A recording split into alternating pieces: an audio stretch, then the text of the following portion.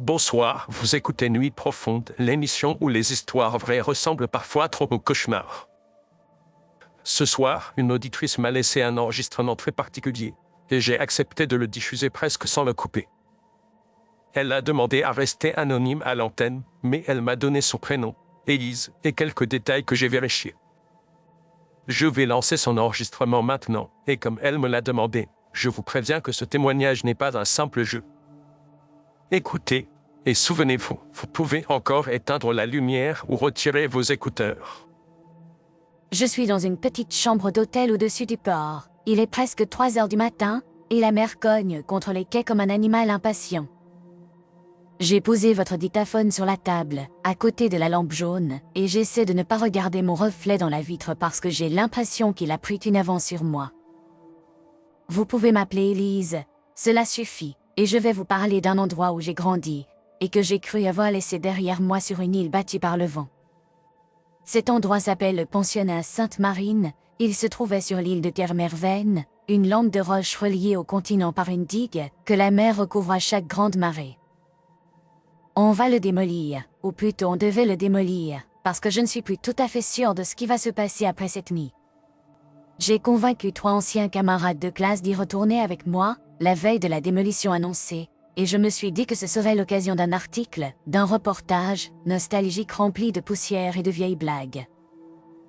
Je n'ai pas dit que je voulais surtout vérifier si un fantôme attendait encore là-bas, coincé derrière une porte que je n'ai jamais eu le courage d'ouvrir. Ce fantôme avait un prénom, Maëlle, et avant de devenir une histoire pour adultes inquiets, elle était une fille de 15 ans qui dessinait la mer dans toutes les marges de ses cahiers. Si je vous parle ce soir, c'est parce que je crois qu'elle ne veut plus rester seule, et que la seule promesse que j'ai vraiment tenue jusqu'au bout, c'est celle de la trahir. Je vais commencer au début, pas au début de ma vie mais au début de ce jeu stupide que nous appelions le jeu du silence. Au pensionnat, nous étions une classe d'adolescents coincés sur une île, avec une église, un vieux phare, quelques maisons, un bar qui fermait trop tôt et un bâtiment de pierre grise accroché à la falaise. Dans ce bâtiment, il y avait des dortoirs séparés pour les filles, et pour les garçons, des couloirs qui sentaient la cire, un réfectoire, une chapelle et une aile de chambre plus ancienne, déjà fermée pour raison de sécurité. Les adultes parlaient d'infiltration, de murs fissurés, de normes. Eux, ils ne prononçaient jamais les mots qu'entre nous nous chuchotions, des mots comme punition et rumeur et disparition. Le jeu du silence était né là, dans ces couloirs, comme naissent la plupart des jeux cruels, un soir de pluie où l'ennui devient un prétexte pour tester la peur des autres. La règle était simple, on enfermait quelqu'un dans une pièce sombre, et on lui demandait de ne pas faire un bruit jusqu'à ce qu'on revienne le libérer, et s'il appelait, s'il frappait, il perdait. Celui qui tenait gagnait le respect du groupe, et celui qui échouait devenait une cible facile, la prochaine victime des blagues, des chuchotements, des petits papiers laissés dans son casier. Je n'étais pas la pire, c'est ce que je me répétais, parce que je riais surtout pour suivre les autres. Je lançais rarement la première pierre, mais je ne me levais jamais pour l'arrêter. Maëlle, elle, était faite pour recevoir les pierres, elle parlait peu, rougissait vite, ses mains étaient toujours tachées de graphite, et les adultes la trouvaient talentueuse, ce qui suffisait à la rendre suspecte à nos yeux. La première fois qu'on l'enfermait dans une petite chambre de rangement, je me souviens de son regard qui cherchait le mien dans le couloir, comme si j'avais, moi, une clé invisible pour la protéger. Ce soir-là, elle a tenu longtemps, tellement longtemps que la plupart d'entre nous se sont lassés, et on a oublié son existence jusqu'au moment où le surveillant a croisé notre manège et a rouvert la porte avec un air excédé.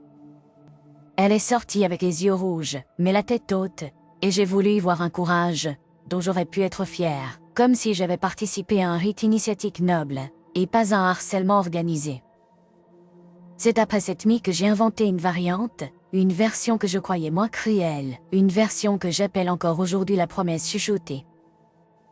Je glissais la clé de la pièce sous la porte, je collais ma bouche contre le bois, et je murmurais à l'oreille du prisonnier qu'à une heure précise, quoi qu'il arrive, je reviendrai personnellement l'ouvrir. C'était un pacte secret entre moi et celui ou celle qui attendait dans le noir, un pacte qui devait transformer la peur en des fils intimes, en preuve d'amitié. Quand j'ai glissé la clé sous la porte pour Maëlle, Je croyais sincèrement que je le ferais, que je reviendrais, que je tiendrais cette parole simple, qui ne coûtait rien.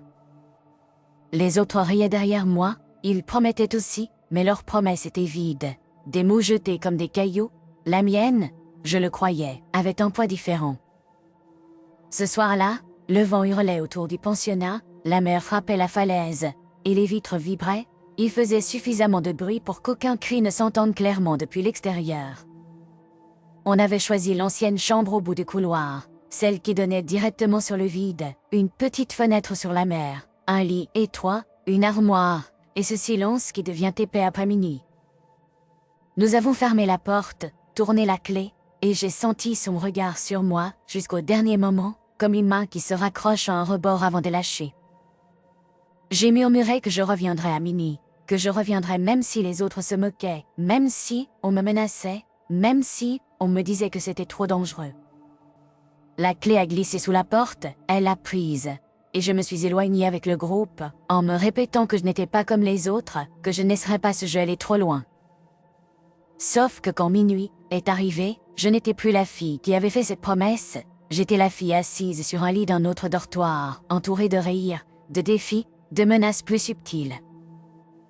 On m'a dit que si je retournais ouvrir, si je gâchais le jeu, ce serait moi la prochaine à être enfermée, moi la cible, moi le sujet des rumeurs, et je me suis vue, petite, tremblante, à la place de Maëlle. J'ai prétendu être fatiguée, je me suis couchée, je me suis enfoncée dans le matelas, et j'ai serré mon oreiller comme si je pouvais étouffer la conscience qui me demandait de me relever. Je n'ai pas bougé, je n'ai pas marché dans le couloir, je n'ai pas tourné la clé à minuit, je n'ai pas frappé à la porte, et je n'ai pas dit à Maëlle qu'elle pouvait sortir. Le matin, on nous a réveillés plus tôt que d'habitude. Le surveillant avait le visage fermé, on parlait de fenêtres ouvertes, de traces sur le rebord, de mer agitée, et le mot suicide s'est glissé dans les phrases à voix basse. On nous a montré plus tard une partie du journal intime de Maëlle, quelques pages où elle semblait se décrire comme une fille désespérée, prête à disparaître. Et ces pages, je les connaissais trop bien. Nous les avions écrites à plusieurs mains, la veille, pour rire, pour exagérer sa mélancolie, pour fabriquer un roman autour de sa tristesse, et ce roman est devenu la preuve officielle de son geste. On a fermé l'aile des anciennes chambres, on a muré la porte de celle où Maëlle avait passé sa dernière nuit, et la clé, celle que j'avais glissée sous la porte, a disparu.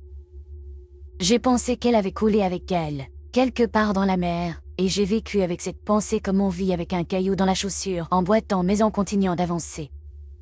13 ans ont passé, j'ai quitté l'île, j'ai quitté le pensionnat, j'ai fait des études rapides, j'ai pris un poste de journaliste dans un petit journal de la côte, et j'ai appris à écrire des histoires sur les autres sans parler de moi.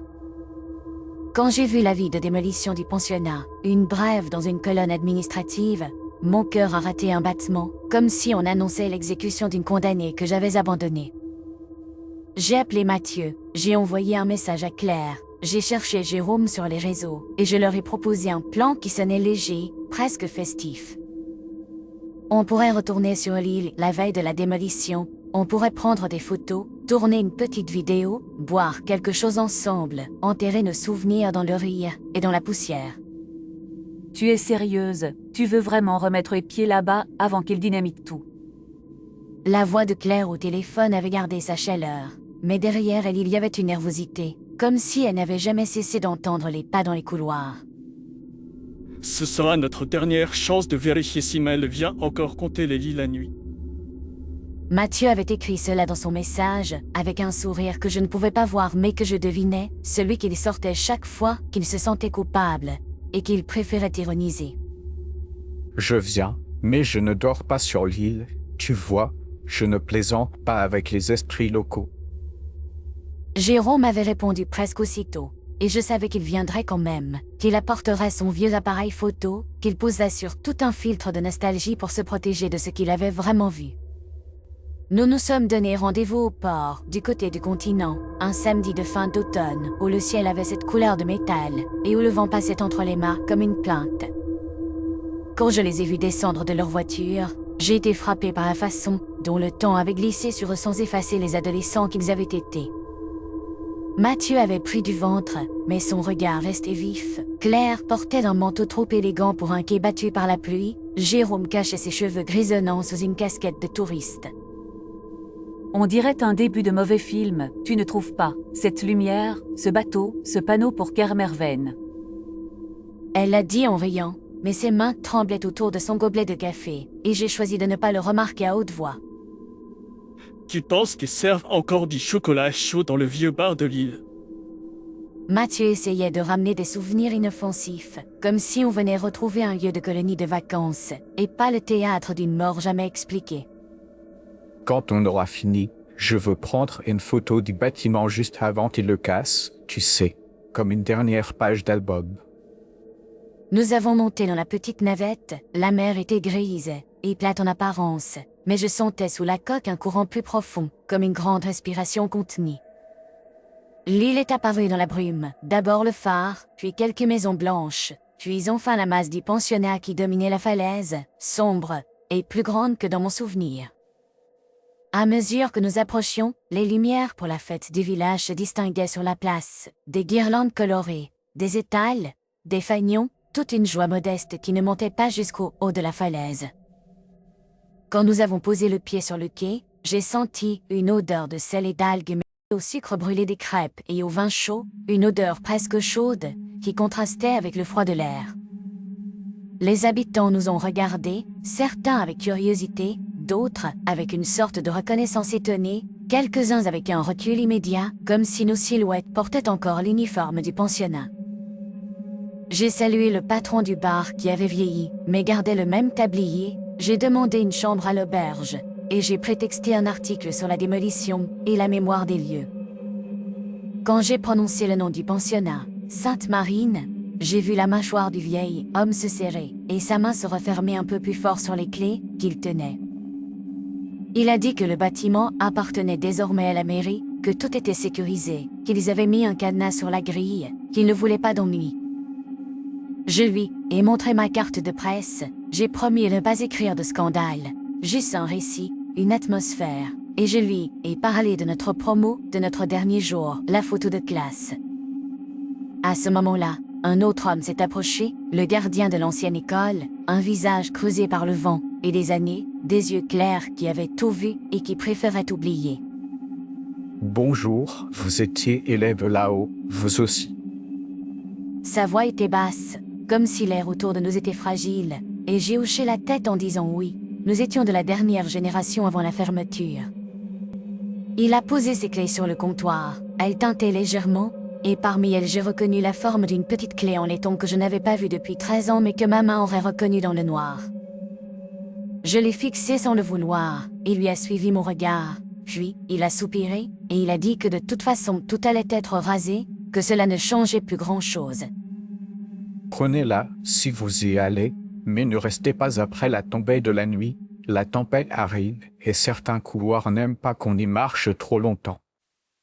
Sa phrase a été avalée par le bruit d'une chaise qu'on tirait, par le rire de quelques enfants qui couraient vers la fête, mais elle est restée entière dans mes oreilles. J'ai pris la clé, elle était plus lourde que dans mon souvenir, elle avait un bord légèrement tordu, une petite entaille qui prouvait que ce n'était pas une copie mais bien celle d'autrefois. Nous sommes montés vers le pensionnat par le chemin de la falaise, le vent nous frappait de plein fouet, les rochers en contrebas disparaissaient sous l'écume à intervalles réguliers. Le bâtiment s'est dressé devant nous, les volets clos, quelques fenêtres brisées, la grille rouillée, et un panneau municipal annonçait les travaux prochains, comme on annonce une opération délicate sur un patient trop vieux. Nous avons enjambé la chaîne, la clé a tourné dans le cadenas avec un grincement obstiné, et le portail s'est ouvert, sur la cour où nos pas d'enfants résonnaient encore. Le silence était épais, mais ce n'était pas un silence complet, il avait la texture de voix retenues, de phrases suspendues, de prières murmurées, et de chuchotements d'adolescents. C'est plus petit que dans mes souvenirs, ou alors c'est nous qui avons grandi. Mathieu a ri en disant cela, mais il restait près de moi, comme s'il n'osait pas s'éloigner de la ligne invisible qui nous reliait à la sortie. Je n'ai pas envie d'aller dans la chapelle. Pas tout de suite. J'aimerais voir les dortoirs d'abord. Claire regardait les fenêtres de l'aile des filles, avec une expression difficile à lire, mélange de nostalgie et de peur, comme si elle se demandait si son lit l'attendait encore. Donnons-nous une heure, on fait le tour, on prend quelques photos et on redescend, d'accord. Jérôme levait déjà son appareil, cherchant des angles, des perspectives, un moyen de transformer ces pierres en souvenirs acceptables. Nous avons poussé la lourde porte d'entrée. L'odeur de poussière, de bois humides et de cire ancienne nous a enveloppés d'un coup, comme un manteau oublié. Nos pas ont réveillé des échos, le parquet gémit, les escaliers se souvenaient de nos courses, tout semblait plus étroit et plus sombre. Nous avons traversé le hall, le réfectoire, jeté un coup d'œil à la salle d'études. Les tables étaient encore alignées, quelques chaises renversées, une carte de géographie pendait d'un seul clou. Je savais que nous tournions autour de l'aile condamnée, celle qui avait été murée, celle où la porte de la chambre de Maël avait été recouverte de planches et d'interdictions. Au bout d'un couloir, un mur de parpaing brut barrait le passage, avec une affichette décolorée qui disait que cette zone était dangereuse, interdite public. C'est là, tu te souviens? Juste derrière, il y avait la chambre qui donnait sur la mer. Mathieu a posé la main sur le mur, comme pour sentir à travers le ciment la forme de la porte, et j'ai senti mon estomac se contracter. La clé dans ma poche semblait pulser, comme un petit cœur étranger, et je savais que si je la sortais, si je la regardais encore, quelque chose se fissurait. On ne va pas vraiment essayer d'entrer? Si, ce serait idiot. On peut dire que c'est fermé, et que c'est très bien comme ça. La voix de Claire se voulait légère, mais ses yeux cherchaient la mienne, parce qu'elle savait que je n'étais pas venue pour regarder des murs. Il y avait une porte latérale, presque invisible, dissimulée derrière une armoire déplacée, une porte peu ancienne, avec une serrure rouillée, qui n'avait sans doute pas servi depuis des années. C'est vers elle que je me suis dirigée, la clé déjà dans la main, avant même que je ne prenne la décision consciente de le faire. Attends, Élise, réfléchis une seconde. Si c'est vraiment instable, on risque de se faire mal, et on n'a pas prévenu les secours. Jérôme essayait d'être raisonnable, mais je voyais danser dans ses yeux la même curiosité morbide qui brûlait dans les miens. La clé est entrée dans la serrure avec une facilité presque obscène, comme si le métal se souvenait encore de cette caresse, et un cliquetis sec a résonné dans le couloir. La porte s'est entr'ouverte, une bouffée d'air plus froid en est sortie, chargée d'odeurs de sel, de plâtre humide, et de quelque chose d'autre, un parfum de cahier ancien. Nous avons allumé les lampes de nos téléphones, le faisceau a découpé la poussière en particules argentées, et un couloir plus étroit s'est déployé devant nous. Le parquet était plus sombre, les murs craquelaient, plusieurs portes se succédaient, chacune portant encore un numéro en métal terni. Le miroir du couloir était toujours là, accroché comme autrefois entre deux portes, sa surface fendue en diagonale, reflétant notre petite troupe en silhouette déformée. Regarde, on dirait qu'on est plus nombreux que 4. Tu vois ce truc, là, près de toi. Mathieu a ri, mais son rire s'est éteint rapidement, parce que dans le miroir, derrière mon épaule, une forme semblait se découper, un flot plus sombre, pas tout à fait humain. Quand je me suis retournée, il n'y avait rien d'autre que le mur, la fissure, les poussières qui tombaient parfois du plafond. Nous avons décidé d'ouvrir la porte au bout du couloir, la dernière à droite, celle qui correspondait à la chambre où Maël avait dormi, ou plutôt attendu. La poignée était froide, la porte a résisté, puis elle a cédé avec un gémissement, dévoilant une petite pièce, un lit métallique, une armoire, un bureau et une fenêtre aux volets à demi fermés.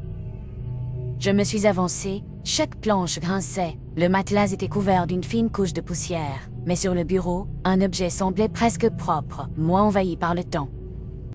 C'était un carnet relié, fermé par un ruban effiloché. Je n'ai pas eu besoin de lire le nom inscrit à l'intérieur pour savoir que c'était le journal de Maël.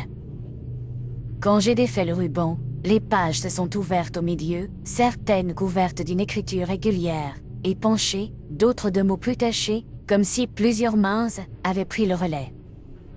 Entre deux pages, une photographie était glissée, notre photo de classe, la dernière prise avant la fermeture, tous alignés devant le pensionnat, le ciel gris derrière nous. Je me souviens de celle-là, je l'ai en petit chez moi, mais je ne me rappelle pas cette silhouette à côté de toi. Jérôme s'est approché, il a plissé les yeux, et j'ai suivi son regard, cherchant ce qui l'étonnait. À côté de moi, sur la photo, Il y avait bien une forme, à la limite du cadre, une main posée sur mon épaule, une main sans corps, ou plutôt un corps noyé dans l'ombre entre deux élèves. Maël souriait un peu plus loin, mais son sourire était flou, comme si sa présence même avait été hésitante au moment où l'appareil avait déclenché. J'ai froid, est-ce que vous sentez? L'air est plus humide ici, comme s'il venait directement de dehors. Claire frissonnait, elle frottait ses bras, et je me suis tournée vers la fenêtre, où un filet d'air s'insinuait par un volet qui ne fermait plus complètement. La mer grondait au loin, plus proche que je ne l'aurais cru, et un instant j'ai eu l'impression que si j'ouvrais brusquement les volets, elle déferlerait dans la pièce. On devrait faire une pause, boire quelque chose, mais avant, on pourrait faire une dernière blague, comme avant. La proposition de Mathieu est tombée dans la chambre, comme un souvenir mal rangé qu'on ressort par réflexe, sans mesurer sa valeur, ni son poids. On rejoue au jeu du silence, juste une fois, pour exorciser tout ça. On verra bien que ce n'est rien. Tu es malade, ce n'est pas drôle, pas ici, pas maintenant. Si on le fait, on met des limites, 10 minutes, pas plus, et la porte reste visible pour tous, d'accord. Ils se sont tournés vers moi, parce qu'au fond ils savaient que cela ne se fera pas sans mon accord, et j'ai senti l'écho de ma promesse ancienne se réveiller dans ma gorge. J'aurais pu dire non, j'aurais pu dire que nous avions déjà assez de fantômes, que ce n'était pas un jeu, mais une part de moi voulait affronter ce rituel là où il avait commencé. Nous avons discuté, chaque argument se mélangeait avec un rire nerveux, et finalement Claire a levé la main avec un sourire forcé. Très bien, je le fais, je reste 10 minutes, vous comptez, vous restez derrière la porte, et après on redescend, promis. Elle a choisi le lit, elle s'est assise, elle a soufflé sur la poussière, et je lui ai tendu la petite lampe de poche qu'elle a gardée dans sa main. Nous avons convenu que nous resterions juste derrière la porte, que nous parlerions pour la rassurer, que nous ne la laisserions pas seule dans un silence total. Pourtant, au moment où j'ai sorti la clé de ma poche, au moment où le métal a approché la serrure, un silence plus profond a pris la place de toutes nos voix. J'ai fermé la porte, j'ai tourné la clé une fois, le cliquetis a résonné dans ma poitrine, et j'ai senti la poignée se relâcher sous ma main. De l'autre côté, Claire a dit quelque chose, mais le bois a avalé ses mots, puis il y a eu un petit rire, et je me suis reculée pour laisser les autres s'aligner. On va compter ensemble 10 minutes, pas une de plus. Tu nous entends, Claire? Je vous entends, ne faites pas de blagues. Surtout pas, je vous en supplie. Sa voix traversait encore la porte, légèrement étouffée mais claire, et j'ai regardé l'écran de mon téléphone pour lancer un compte à rebours. C'est à ce moment précis que votre dictaphone, dans ma main, s'est allumé, la petite diode rouge s'est mise à briller, et un léger clic a signalé le début de l'enregistrement. Je n'avais pas appuyé sur le bouton, pas consciemment, et je l'ai laissé tourner, me disant que cette bande serait une preuve de notre bonne foi, de notre prudence. Au début, on y entendrait nos blagues, nos plaisanteries, nos faux reproches, et la voix rassurante de Claire qui nous insultait à travers la porte. Puis le couloir a changé, peut-être était-ce la température, peut-être la lumière, mais l'air s'est épaissi, et nos rires ont commencé à sonner faux. Un courant froid a glissé le long de mes chevilles, remontant jusqu'à mes genoux, et j'ai eu soudain l'impression de ne plus être dans le même couloir qu'il y a quelques minutes. Le miroir de tout à l'heure reflétait toujours quelque chose, mais quand j'ai tourné la tête vers lui, j'ai vu 4 silhouettes serrées devant la porte, alors que nous n'étions que 3. Dans le reflet, une fille en uniforme se tenait légèrement derrière moi, la tête penchée, les cheveux collés aux joues comme si elle venait de sortir de l'eau. Je me suis retournée, et le couloir était vide à l'exception de Mathieu, de Jérôme et de moi, aucun uniforme, aucune goutte, juste la poussière. Tu m'avais promis. La phrase n'est pas venue de la porte, elle n'est pas venue d'un téléphone, elle a surgi à quelques centimètres de mon oreille, comme dans un murmure direct. J'ai fait un pas en arrière, j'ai heurté le mur, et mes doigts ont serré la clé si fort que le métal m'entaillait la paume. Claire, arrête. Ce n'est pas drôle, tu parles juste à côté de la porte, et on dirait que tu es derrière nous. Mathieu a parlé fort, plus fort que nécessaire, parce qu'il avait entendu aussi, mais il s'accrochait à l'idée que c'était une blague. Je n'ai rien dit, je suis ici. La lampe clignote, je ne vois presque plus rien, vous êtes encore là. La voix de Claire venait cette fois clairement de l'autre côté de la porte, tremblante, presque paniquée, et elle ne correspondait pas au murmure que j'avais entendu. Le compte à rebours sur mon téléphone ne fonctionnait plus, l'écran était figé, les chiffres bloqués, comme si le temps autour de nous s'était arrêté. J'ai décidé d'ouvrir, de mettre fin à tout cela même si les 10 minutes n'étaient pas écoulées. J'ai approché la clé de la serrure, et c'est là que la lumière s'est éteinte. Le couloir a été plongé dans une obscurité épaisse. Nos lampes se sont éteintes en même temps, comme si quelqu'un avait aspiré toute l'électricité disponible. Pendant un instant, il n'y a eu que le bruit de nos respirations, courtes, hachées, et le grincement lointain d'une fenêtre mal fermée. Tu reviens cette fois. La voix de Mel était reconnaissable, celle de 15 ans, un peu rauque, un peu timide, mais déformée par l'écho, comme si elle venait à la fois de la chambre et du fond de ma mémoire. J'ai tourné la clé malgré la peur, la serrure a répondu avec un déclic, et la porte s'est ouverte sur un noir encore plus dense. J'ai tâtonné, cherchant la lampe de Claire, sa main, quelque chose, mais mes doigts n'ont traversé que l'air froid, une poussière presque liquide, et rien d'autre. Je suis ici, je suis là, je ne vois rien, pourquoi vous riez? Arrêtez, s'il vous plaît. Sa voix ne venait plus de la chambre, elle semblait se déplacer autour de nous, tantôt derrière moi, tantôt au bout du couloir, tantôt très loin, comme portée par le vent extérieur. Élise, garde la porte ouverte, ne la laisse pas se refermer, on doit sortir maintenant. Jérôme avait une note de panique qu'il n'avait jamais eue, même lors de nos disputes adolescentes, et je me suis accrochée au battant pour empêcher la porte de se refermer. Mais la porte ne bougeait pas, c'était le couloir qui semblait se déformer, le sol qui ondulait légèrement, les murs qui se rapprochaient, comme si le bâtiment respirait. La lumière est revenue par à-coups, un flash, puis un autre, nos téléphones s'allumant et s'éteignant comme des éclairs miniatures, révélant par fragments ce qui se passait. Dans l'un de ces éclairs, j'ai vu le lit vide, la lampe de Claire posée sur le matelas, allumée, et l'ombre d'une silhouette accroupie sous la fenêtre. Dans un autre, j'ai vu la chambre sans personne, les draps froissés, la lampe à terre, le carnet de Maël ouvert sur le sol, des pages éparpillées comme des feuilles mortes. Puis le couloir a été éclairé en continu, une lumière pâle venue de nulle part, assez pour que nous voyions que Claire n'était plus là, ni dans la chambre, ni dans le couloir. Il n'y avait pas de fenêtre ouverte, pas de placard caché, pas de trappe secrète, juste son absence comme un trou dans l'air. Ce n'est pas possible, elle est sortie, elle nous fait une blague, elle est descendue par l'escalier de service. Mathieu parlait vite, ses yeux couraient partout, cherchant une explication rationnelle comme on cherche une sortie de secours. On devrait redescendre, prévenir quelqu'un, appeler les secours, je ne veux pas rester là. Jérôme avait les mains crispées sur son appareil photo, comme s'il espérait que l'un de ses clichés contiendrait la réponse. J'ai ramassé le carnet de Maël. Plusieurs pages s'étaient détachées, certaines étaient mouillées, l'encre avait bavé, comme si elles avaient été trempées puis séchées. Je les ai lues rapidement, des phrases revenaient, des mots comme promesse, silence, porte, mère, chuchotement, et un prénom, le mien, écrit plusieurs fois. Il y avait aussi des lignes que je n'avais jamais vues, des descriptions de choses qui s'étaient passées après sa disparition officielle, comme si quelqu'un avait continué à écrire à sa place.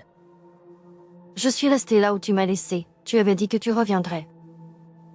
La voix entrait maintenant directement dans mes pensées, doublée par un léger souffle qui faisait bouger une mèche de mes cheveux. Le miroir dans le couloir s'était couvert d'une buée fine alors qu'il faisait froid, et des traces de doigts apparaissaient, comme si quelqu'un écrivait de l'autre côté du verre. J'ai approché la lampe, j'ai lu les mots tracés dans la buée, ils formaient une phrase simple, écrite avec une main hésitante, « Tu as encore le choix ». Je ne savais pas si c'était un message de Maël, de mon propre inconscient ou de quelque chose d'autre, mais il a planté une graine dans mon esprit. Nous avons parcouru le reste de l'aile en appelant Claire, mais chaque porte que nous ouvrions donnait sur des pièces vides, des lits déserts, des armoires béantes, des murs fissurés. Les escaliers, qui auraient dû mener au rez-de-chaussée, étaient bouchés par des gravats, le bâtiment se transformait, comme s'il réorganisait son plan pour nous perdre. Au bout d'un moment, j'ai compris que nous tournions en rond, que nous repassions devant le même tableau, la même fissure, le même couloir, même si nous prenions des directions différentes. On va devenir fou, ce n'est pas possible, c'est juste un vieux bâtiment, il ne peut pas changer comme ça. Mathieu avait les yeux humides, sa voix se brisait, l'assurance du garçon populaire avait disparu. Ne restait qu'un homme pris au piège dans un labyrinthe qui n'aurait jamais dû exister. Je me suis arrêtée, j'ai respiré profondément, j'ai serré le carnet contre moi, et j'ai pensé à la nuit de la mort de Maël, à ce que je n'avais jamais dit à personne. Nous avions rédigé ces fausses pages de journal, pour la ridiculiser, pour caricaturer sa tristesse, et je les avais glissées dans son carnet en riant, la veille de ce fameux jeu du silence.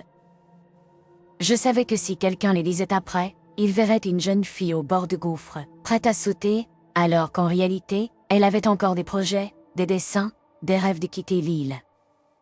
Ce soir-là, quand je n'ai pas tenu ma promesse, je l'ai condamnée à chercher une issue seule dans la nuit, entre la chambre et la falaise, entre la peur du groupe et la peur du vide. Je ne sais pas ce qui s'est passé exactement, si elle est tombée, si elle a glissé, si elle a voulu simplement respirer l'air marin, et que le vent l'a emportée. Ce que je sais, c'est que son absence a rempli l'aile entière, qu'elle est devenue un trou dans le calme du pensionnat, un silence tellement lourd que personne n'osait plus en parler. 13 ans, Élise, 13 ans à t'attendre derrière la porte, la clé dans la main, le regard tourné vers le couloir.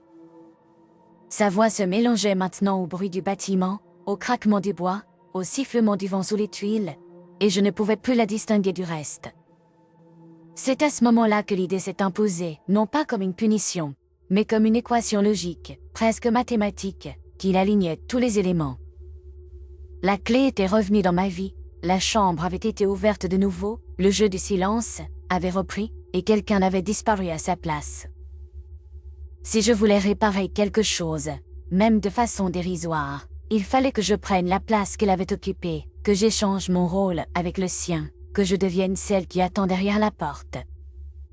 J'ai dit aux autres ce que je pensais, ma voix était étrangement calme, comme si je lisais un texte écrit à l'avance.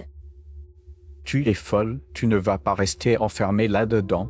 Pas après ce que nous venons de voir, ce serait du suicide. Jérôme avait peur pour moi, mais il avait surtout peur de glisser le rôle de coupable de ses épaules vers les miennes. Il savait que s'il acceptait, il devrait vivre avec ce choix. Si tu fais ça, tu vas nourrir le délire, ce truc, cette présence, appelle-la comme tu veux, elle n'attend que ça. Mathieu arguait, cherchait des contre-arguments, mais ses yeux ne soutenaient plus les miens, il fuyait vers la sortie qui n'existait plus. Je leur ai dit que je resterais dans la chambre jusqu'à l'aube, les volets fermés, la porte verrouillée, la clé de l'autre côté, hors de ma portée. Je leur ai demandé de descendre, de sortir du bâtiment, de prévenir le village, de veiller de loin, mais de ne pas revenir avant la première lumière du jour, quoi qu'il arrive. Je leur ai tendu le carnet de Maël, la clé, votre dictaphone, et j'ai dit qu'il pourrait tout donner à quelqu'un qui comprendrait, peut-être à vous, peut-être à un autre. J'ai cru un instant que je faisais une sorte de sacrifice noble, un geste d'expiation, mais en réalité, je signais un nouveau contrat avec une force que je ne maîtrisais pas. Si tu fermes cette porte, je reste dans le couloir, je n'irai nulle part, tu m'entendras, je ne te laisserai pas seul. Jérôme voulait partager la peine, il voulait rester proche, mais c'est une chose que le pensionnat n'aurait pas tolérée, il aimait les victimes isolées.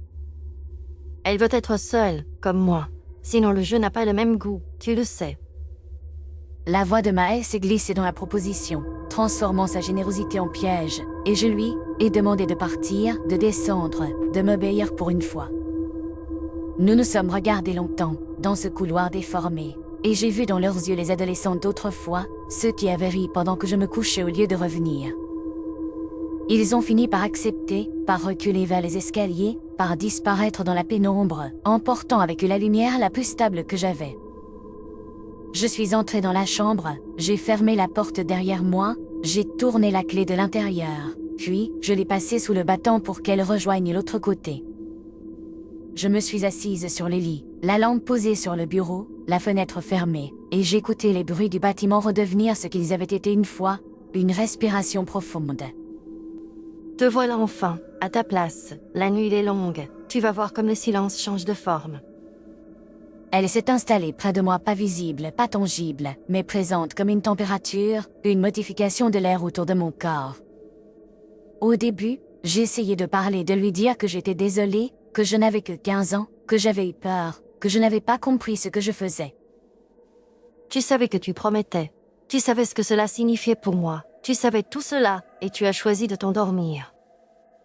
Sa réponse n'était pas un cri, c'était une constatation, une pièce posée sur la table, et je n'avais pas d'argument qui puisse changer les faits. Le silence a commencé à s'épaissir, non pas comme une absence de son, mais comme une accumulation de petits bruits, gouttes, craquements, souffles, chacun venant d'un endroit précis. J'entendais des pas au-dessus de ma tête, alors que le toit était juste là, j'entendais des chaises traîner dans le couloir, alors que j'étais seule au bout de l'aile condamnée. Des voix d'élèves montaient parfois, récitant des leçons, riant, chantant, comme si le pensionnat déroulait toutes ces années en accéléré en dehors de ma chambre. À chaque fois que j'avais envie de crier, de frapper la porte, je me souvenais de Maëlle, immobile, serrant la clé dans la pénombre, espérant que j'apparaisse à l'heure dite.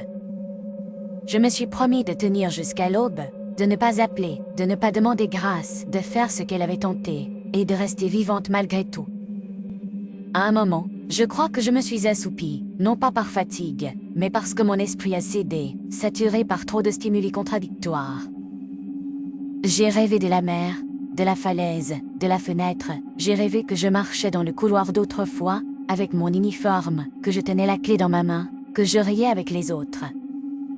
Puis le rêve a glissé, et je me suis vue de l'extérieur, dans cette même chambre, non pas à 15 ans, mais aujourd'hui, assise sur le lit, les yeux fermés, la respiration lente. Derrière moi, une silhouette se tenait, floue, faite de brume et d'ombre, et ses mains se posaient sur mes épaules comme sur la photo de classe modifiée. Je peux te garder ici. Si tu veux, nous serons deux, et plus personne ne sera seul. Ce serait une sorte de justice. Il y avait une tentation dans son offre, celle de cesser de courir, de cesser de porter, d'arrêter la marche du temps au moment où tout s'explique. Mais en même temps, une autre voix montait, plus faible, celle de Jérôme, de Mathieu, de Claire, quelque part dans l'architecture, celle des habitants qui n'avaient rien demandé. Je ne savais pas ce qui se passait dehors, je ne savais pas où était Claire, si elle était tombée, si elle avait été happée par un autre couloir, si elle était vivante. Je me suis levée, j'ai avancé vers la porte, j'ai posé la main sur le bois, croyant sentir la clé de l'autre côté, la chair du métal contre ma peau. Si tu ouvres avant l'aube, tu recommenceras. Tu recommenceras toujours. Tu ne feras que prolonger le jeu. Ça fera eu l'effet d'un verrou de pluie, non pas sur la porte, mais sur mon propre corps, et je suis restée figée, incapable de tourner la poignée. J'ai alors pensé à vous, oui à vous, l'animateur, et aux oreilles qui un jour pourraient entendre ce récit, et une idée folle a germé, une idée que je n'ose pas trop examiner aujourd'hui. Si je survivais à cette nuit, si on me retrouvait vivante, je pourrais raconter, et en racontant, je pourrais déplacer une partie de ce poids vers ceux qui accepteraient de l'écouter. Le jeu du silence changera d'échelle. Il quitterait la chambre pour se loger dans les écouteurs, dans les salons, dans les chambres des auditeurs, dans votre studio. Je ne sais pas quand la nuit a basculé, ni comment, je me souviens seulement d'un choc, d'une sensation de froid absolu, et d'un bruit énorme, comme si la mer elle-même entrait dans le bâtiment. Puis plus rien, ou plutôt une succession d'images floues, un phare, des cris, des mains qui me tirent, des lumières fortes, et le goût du sel sur ma langue. Quand j'ai repris conscience pour de bon, j'étais sur la plage, au pied de la falaise enveloppée dans une couverture, des gendarmes, des habitants, le vieux gardien, tous autour de moi. On m'a dit qu'on m'avait entendu crier depuis la grève, qu'un pêcheur avait vu une silhouette tomber ou glisser le long de la pente, et qu'ils avaient alerté tout le monde. On m'a dit qu'ils avaient retrouvé Jérôme plus loin, sur les rochers, que la mer l'avait frappé contre la pierre, qu'il n'avait pas survécu, et qu'il ne comprenait pas ce qu'il faisait là. On m'a dit que Mathieu avait disparu dans le bâtiment pendant l'orage, que les pompiers l'avaient cherché, qu'ils avaient trouvé ses affaires mais pas lui, et que la démolition serait retardée. On m'a dit que Claire avait été vue en bas du village, marchant seule sous la pluie, parlant à quelqu'un que les caméras de sécurité ne montraient pas, puis plus rien. Je ne me souviens pas d'avoir crié, je ne me souviens pas d'être sortie de la chambre, je ne me souviens pas d'avoir descendu la falaise, ni d'avoir cherché à sauver qui que ce soit. Pourtant, dans ma main, quand je me suis réveillée, il y avait la clé, la petite clé en laiton, tordue, rouillée, plantée dans la paume, comme si je l'avais serrée toute la nuit.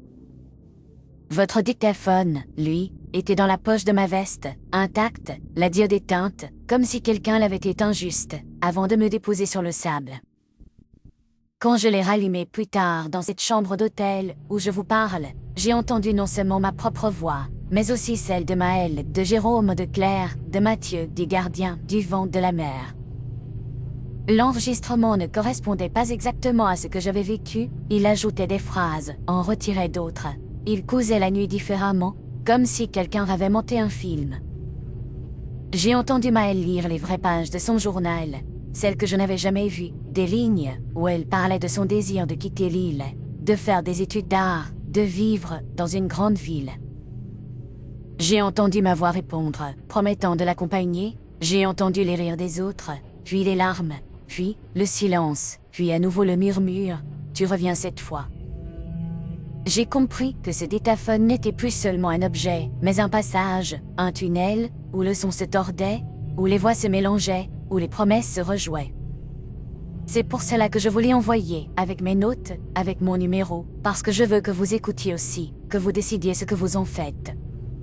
Si vous le diffusez, si vous laissez ces voix passer par votre antenne, vous transformerez ce qui s'est passé sur cette île en une histoire partagée, en une charge distribuée. Peut-être que cela apaisera quelque chose, peut-être que cela réveillera autre chose, je n'en sais rien, mais je n'ai plus envie d'être seule à l'entendre. Je ne sais pas si je tiendrai longtemps après cette nuit, je ne sais pas si je retournerai sur l'île, je ne sais pas si je verrai la démolition, ou si elle aura lieu. Ce que je sais, c'est que chaque fois que j'entends le moindre battement sur une porte chez moi, à l'hôtel, dans le couloir, je me tends et j'attends une phrase précise. Tu m'avais promis, Élise.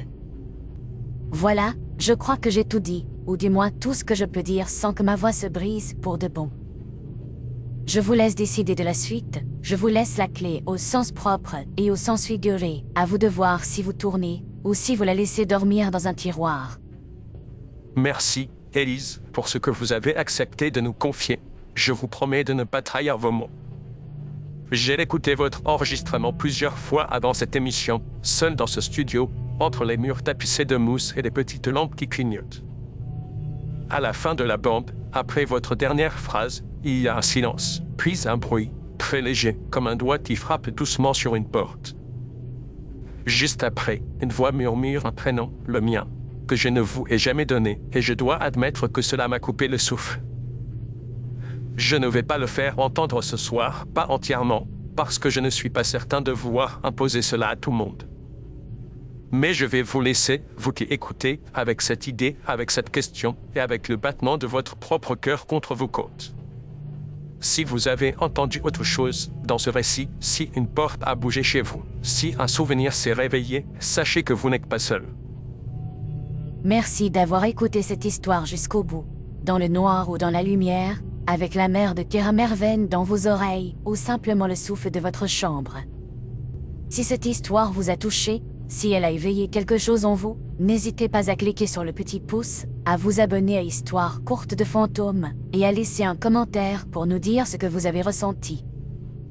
Votre soutien compte énormément, et si vous le pouvez, vous pouvez aussi nous aider davantage en scannant le code 2 en bas à droite de la vidéo, ou en cliquant sur le lien dans la description pour faire un don au canal. Dans la description, vous trouverez également des liens vers d'autres séries, très différentes de celle-ci, d'autres voyages dans l'étrange et l'inattendu que nous vous laissons découvrir par vous-même. Merci encore d'avoir passé ce moment avec nous, prenez soin de vous, ne laissez pas les promesses oubliées trop longtemps dans l'obscurité, et nous espérons vous retrouver très bientôt pour une nouvelle histoire sur cette chaîne. À la prochaine nuit, et à très vite, dans une prochaine vidéo.